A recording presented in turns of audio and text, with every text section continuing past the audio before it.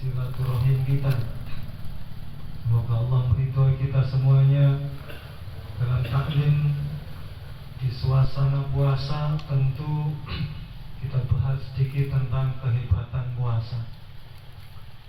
Ketika bahasanya hikmah dari berpuasa, kayaknya biasa banget. Tapi kalau pakai bahasa kedahsyatan puasa, menjadi sesuatu yang luar biasa. Karena memang banyak rahasia-rahasia. Puasa itu adalah ibadah rahasia kita di hadapan Allah. Maka banyak rahasia yang sudah terungkap dan yang belum terungkap dari berpuasanya. Apalagi dari Ramadannya. Apalagi gabungan dari berpuasanya, dari bulan Ramadannya, dan semua hikmah-hikmahnya. Ini banyak sekali, dan kita tentunya pengetahuan kita tentang puasa, tentang hebatnya Ramadan itu sangat sedikit yang kita ketahui. Makanya puasa yang Allah perintahkan kepada kita ini dasarnya adalah iman. Maka ketika kita berpuasa, yang utama adalah memperkuat keimanan kita kepada Allah.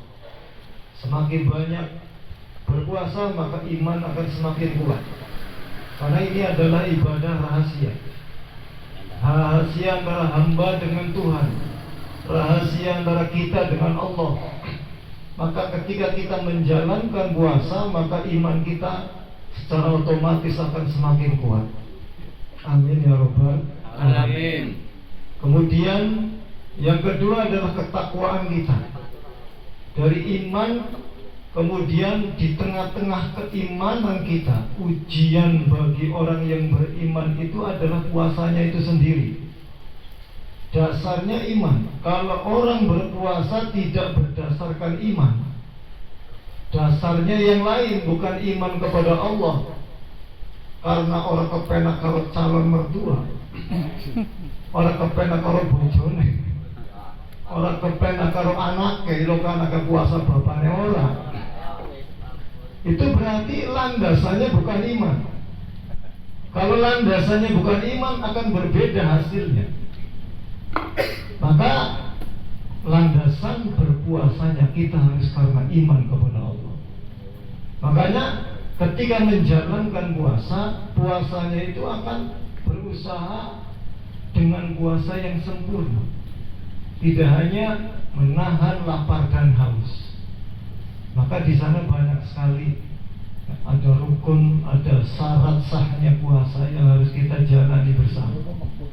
Maka ketika puasanya itu berdasarkan iman kita kepada Allah, maka Allah akan memberikan hadiah, la'allakum tattaqun, akan menjadikan kita menjadi hamba-hamba Allah yang bertakwa. Ketika orang mendapatkan predikat takwa, maka Allah akan memberikan banyak hal. Apa itu? Wa may yattaqillaha yaj'al lahu makhraja, akan memberikan segala macam jalan keluar dari segala macam masalah yang kita hadapi. Masalah yang kita hadapi itu apa? Masalah ekonomi. Sekarang zamannya zaman utang, paceklik. Zamannya panen ke paceklik boleh. Kita zamannya macam-macam. Ya. Orang ada yang galau karena kekurangan duit, ada yang galau karena kebanyakan duit. Sampai ngarani orang duit kantong kering, kantongnya kering. Itu masalah ekonomi, masalah kesehatan, masalah apapun yang kita hadapi, maka dengan jalan takwa Allah akan memberikan jalan keluarnya. Sakit akan diberikan jalan kesembuhan. Kekurangan duit akan diberikan jalan kemudahan mendapatkan duit. Ketika kita menghadapi masalah apapun, maka kita jalannya adalah ketakwaan kita kepada Allah. Maka diantaranya untuk mendapatkan predikat orang yang bertakwa adalah dengan berpuasa di bulan Ramadan ini. Maka di dalam puasa ternyata ada hal yang ketika kita menggali, para ahli itu menggali kehebatan berpuasanya. Di antaranya, kenapa sih kok Allah menyuruh kita yang namanya lapar? Dikongkon ngelih. Apa sih hebatnya ngelih? Ternyata wong ngelih ke wong sing hebat. Sebab apa? Wong gagahane kaya ngapa? Gagahe kaya ngapa? Apa manis sing gagahan? Tapi anggar ngelih pasti lemprang songong lempar lempura. Gagahe kaya ngapa? Pedeg-degane kaya ngapa? Anggar ngelih pasti sablone metu. Nuli sejen, lakune nuli sejen. Ya. Maka ternyata ketika kita ada ibadah-ibadah yang lain, ada orang yang ahli zikir, zikirnya kuat. Ya. Ternyata dengan zikir yang kuat itu tidak bisa secara sempurna menundukkan nafsu itu. Nafsu apa doanya Nabi Ibrahim alaihissalam berlimpah ruah yang namanya buah-buahan. Makanya wa yarzuqhum min haitsu la yahtasib. Kenapa rezeki jadi sempit? Karena pikiran kita. Kenapa kita tidak bisa melakukan sesuatu? Nggak bisa. Ya, kita karena kita banyak disempitkan, dibatasi dengan pikiran kita. Iloke kayaknya bisa mangkat kaji. Ya, akhirnya dibatasi orang mangkat kaji temenan. Iloke orang bisa mangkat umroh duit sing endi. Padahal duit itu bisa diatur oleh Allah. Innahu ala kulli syai'in qadir. Apa maning naik duit itu naik pirang-pirang rezeki, naik pirang-pirang nikmat saja Allah mampu. Kita kebanyakan melihat kemampuan diri kita sendiri. Padahal yang terjadi prakteknya itu bukan karena kemampuan diri, tapi takdirnya Allah Subhanahu wa ta'ala. Maka ketika kita baca surat Yasin, itu sebetulnya untuk meyakinkan diri kita, innama amruhu idza arada syai'an ayyakula lahu kun fayakun. Yang punya kun fayakun, zukun, dukun. Ya. Bahasa Arab zu itu orang yang mempunyai kun sing duwe kun dukun. Padahal sing duwe kun Gusti Allah dukun. Ya. Bisa yang diarani dukun wong sing duwe kun Gusti Allah. Yang mempunyai sesuatu ucapan kun jadilah maka jadi itu hanyalah Allah Subhanahu wa ta'ala. Itu keyakinan kita yang dengan iman kita, dengan puasa kita, itu kita gugah rasa keyakinan kita kepada Allah. Semoga dengan berpuasa merasakan laparnya kita, sehingga ketika hati kita merasakan lapar, ternyata kita tidak ada apa-apanya. Ketika ada malaikat yang tidak makan, tidak minum, mereka tidak butuh makan minum karena tidak punya nafsu. Kita tidak makan minum, punya nafsu. Itu berarti sesuatu yang luar biasa. Malaikat biasa saja, tidak makan, tidak minum. Tapi kita tidak makan, tidak minum, di hadapannya ada makanan, minuman, masih siang hari, kita tidak memakannya. Yang halal saja kita bisa menahan diri, apalagi yang haram. Maka dididik dengan puasa agar kita bisa menjauhkan diri kita dari sesuatu yang diharamkan Allah Subhanahu wa ta'ala. Lapar itu diantaranya juga kata Nabi dalam satu hadis, sumu tasihu, berpuasalah kalian maka niscaya kalian akan sehat. Ternyata para ahli kesehatan meneliti kehebatannya lapar. Diteliti sedemikian rupa, apa sih hebatnya lapar? Ternyata lapar itu hebat. Orang yang bisa menahan diri dari lapar, dia menjadi orang yang hebat. Makanya zaman dulu itu, kenapa bambu runcing bisa terkenal di seluruh dunia? Itu sebetulnya bukan bambu runcingnya, karena yang pegang bambu runcingnya itu orang yang ahli lapar, ahli melek. Jadi meninggalkan nafsu itu, kita bisa menahan diri dari nafsu itu, Allah berikan kehebatan-kehebatan. Sering pati geni. Kita sering meninggalkan makanan, kita sering lapar dengan berpuasa, kita sering meninggalkan tidur, kita sering meninggalkan sesuatu yang nikmat menuruti hawa nafsu. Itu Allah berikan kedahsyatannya, kehebatannya, keahlian yang dimiliki orang terdahulu ya. Sampai Indonesia merdeka itu bukan terkenal senjatanya meriam, apalagi meriam belina ya. Ternyata terkenal punya senjata namanya bambu runcing ya. Makanya ternyata bambu runcing itu ya, senjata secara zahirnya, batinnya itu ada apa? Rahmat Allah. Dengan rahmat Allah kita mendapatkan kemerdekaannya. Siapa orang-orang yang dilimpahkan rahmat Allah? Di antaranya orang yang berpuasa, orang yang bertaubat, orang yang mau berjuang di jalan Allah, orang yang mau berdoa kepada Allah, orang yang mengakui kekurangan dirinya di hadapan Allah. Semakin dia mengakui kekurangan kita, semakin mengakui keberadaan kita di hadapan Allah sebagai makhluk yang sangat lemah, maka Allah akan memberikan kekuatan. Dan itu rahasianya. Kanjeng Syekh Abdul Qadir Jilani yang biasa kita baca kisahnya, manaqibnya, itu terkenal sebagai aulia Allah. Punya murid namanya Salahuddin Al-Ayyubi, bukan Al-Alawi, bukan. Salahuddin Al-Ayyubi, beliau itu apa? Beliau panglima besar ketika memimpin perang salib melawan orang Nasrani. Kemenangan itu apa? Itu berarti apa? Ini perannya para ahli sufi, ulama-ulama thariqah, ulama sufi, yang dimanapun peranannya mereka sangat berperan penting. Para wali songo tidak meninggalkan kesufian mereka. Makanya ini didikan puasa sangat luar biasa.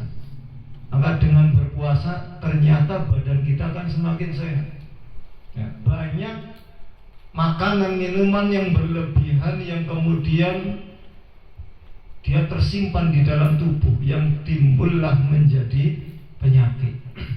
Itu namanya berlebihan. Ada simpenan kotoran di dalam tubuh, maka harus dihilangkan. Dalam rangkaian 1 bulan kita berpuasa itu maka akan bersih jika kita puasanya mengikuti puasanya Nabi. Dalam 1 bulan itu untuk membersihkan semua penyakit kotoran yang ada di dalam tubuh. Sumber penyakitnya akan bersih ketika kita mengikuti puasanya Nabi. Puasanya Nabi seperti apa? Di antaranya ketika berpuasa beliau awali dengan berdoa. Doanya apa? Allahumma innaka afuwun tuhibbul afwa fa'fu anna. Kalau kita berjamaah. Kemudian beliau makannya apakah makan mie ayam? Apa sebelah? Nabi itu kan mengawali makan ketika buka itu minum air putih dengan kurma. Kurmanya aduan ngaram, padahal ini apa? Makanya bersedekahlah kurma. Ketika kita makan, awali dengan itu. Kenapa terjadi sesuatu yang menyehatkan?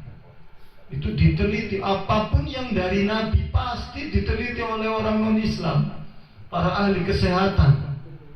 Itu ternyata banyak penemuan-penemuan yang ditemukan oleh orang-orang non-Muslim yang akhirnya mereka masuk Islam.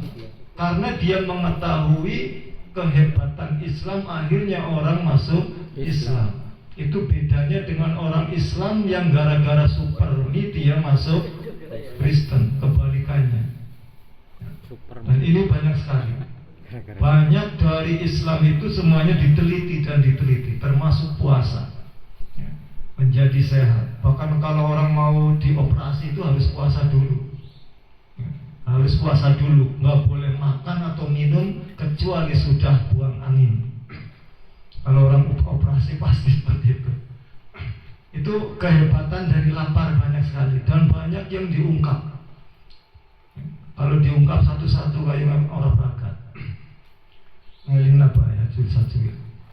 Dan ini lapar itu berarti didikan dari Allah kepada kita semuanya dan dicontohkan oleh baginda Nabi Muhammad Sallallahu Alaihi Wasallam. Dan kita tinggal ikut saja. Ya, makanya kita banyak berbicara tentang Kanjeng Nabi. Makanya ada pengobatan Kanjeng Nabi itu yang sekarang orang Islam yang dulunya serba pengobatan kimiawi, kedokteran itu sudah ketika mereka angkat tangan baru kembali kepada Nabi. Ketika mereka masih menggunakan kedokteran dengan obat-obatan kimia sembuh, mereka belum mengakuinya. Tapi ketika sudah mentok baru pakai herbal, baru pakai pengobatan Kanjeng Nabi. Dan ini ternyata sudah mulai banyak dokter-dokter yang kemudian mereka pensiun dari kedokterannya kembali kepada kedokteran Nabi Muhammad Sallallahu Alaihi Wasallam, termasuk dengan kehebatan puasa, kehebatan zikir, kehebatan air putih. Kenapakah orang minum air putih yang dibacakan Al-Quran, dibacakan sholawat menjadi penyembuh? Itu mukjizat. Ya. Ternyata diteliti air yang dibacakan Al-Quran, ternyata di sana terlihat. Ya. Mereka mempunyai alat canggih untuk meneliti air biasa yang dibacakan dengan zikir bacaan Al-Quran, yang ternyata di sana timbullah syifa, penyembuh ya di dalam air tersebut untuk menyembuhkan penyakit yang diderita oleh orang. Makanya mereka sudah banyak mengakui dan banyak masuk Islam gara-gara mereka meneliti. Maka termasuk Ramadan ini. Kemudian dari rangkaian-rangkaian ibadah yang lainnya, ada tarawih, memperbanyak membaca Al-Quran dan yang lainnya. Kemudian ketika dirangkai lagi di akhir bulan Ramadan, kita membayar zakat untuk membersihkan diri kita dari segala dosa, menjadi fitrah kembali, suci kembali. Itu rangkaian gabungan antara puasa dengan ibadah-ibadah, termasuk zakat, termasuk ibadah-ibadah sunnah yang lain. Itu untuk tadi ya, di antaranya untuk masalah yang kita hadapi semuanya, masalah ekonomi, masalah kesehatan, masalah apapun, Allah akan memberikan jalan keluarnya. Amin ya robbal alamin. Itu yang perlu saya sampaikan. Semoga bermanfaat, walaupun sedikit. Kiranya semoga bisa menjadi motivasi bagi kita semuanya, bahwa yang Allah perintahkan pasti untuk kebaikan kita, bukan kebaikan Allah. Allah tidak butuh kepada kita. Walaupun orang sedunia taat semua, tidak bisa merubah, menambah kehebatannya Allah. Gak pengaruh. Atau sebaliknya, orang maksiat semua, gak ada yang mau ibadah, tidak akan mempengaruhi kekurangan rahmatnya Allah, tidak bisa mengurangi kemahabesarannya Allah. Jadi intinya kita adalah ketika kita mau beribadah sebetulnya untuk diri kita. Tapi di sana ada syaratnya. Inna sholati wa nusuki wa mahyaya wa mamati lillahi rabbil alamin. Kita harus berikhlas karena Allah. Intinya adalah jalan lurusnya kepada Allah, menggelontorkan rahmatnya Allah lurus. Biar kitanya menengadahkan tangan kita, merasa diri kita kurang di hadapan Allah, berarti kita ada di bawah. Jangan merasa ada di atas. Kalau kita mau mengisi gelas yang kosong, airnya ada di poci, maka gelasnya harus ada di bawah. Kalau taruh di atas tidak akan terisi. Termasuk kita. Kita harus di hadapan Allah ada di bawah, serendah-rendahnya di hadapan Allah, sehingga rahmat Allah akan kita terima dengan sepenuhnya, dengan sempurna.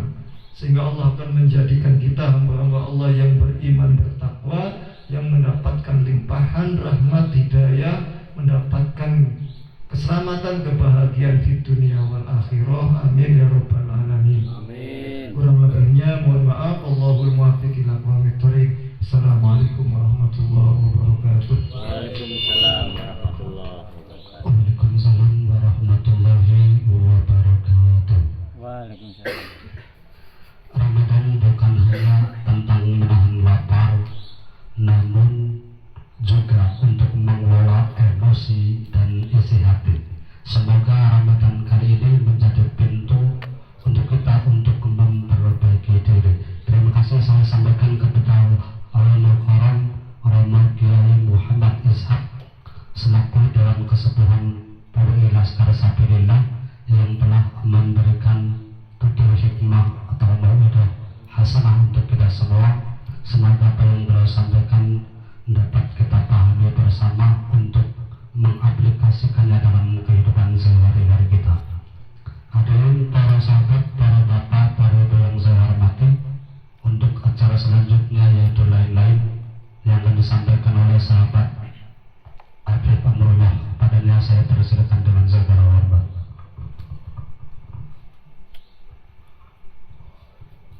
Assalamualaikum warahmatullahi wabarakatuh. Waalaikumsalam